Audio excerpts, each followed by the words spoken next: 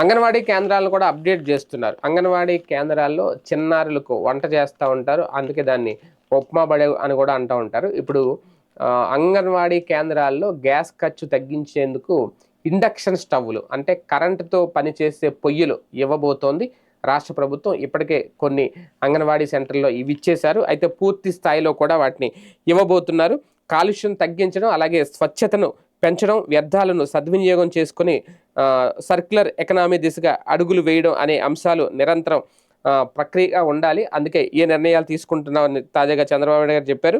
ఈ నేపథ్యంలోనే ఇప్పటికే అంగన్వాడీ కేంద్రాలకి చాలా వరకు పంపిణీ చేశారట ఇండక్షన్ స్టవ్లు.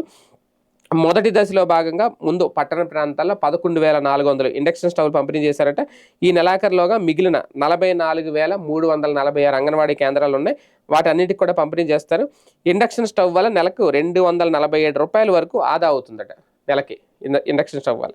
అంతేకాదు వేస్ట్ టు ఎనర్జీ ప్లాంట్ నిర్మాణం విషయంలో కూడా త్వరితగతిన చర్యలు తీసుకోవాలి అనేది. ఏదేమైనా అంటే ఇది కరెంటు స్టవ్ కాబట్టి ఆదా అవుతుంది. అంతే నేపథ్యంలో విద్యుత్ కూడా కొంతవరకు ఎన్ని యూనిట్లు కాలుతాయి ఏంటి దీనికి అనేది.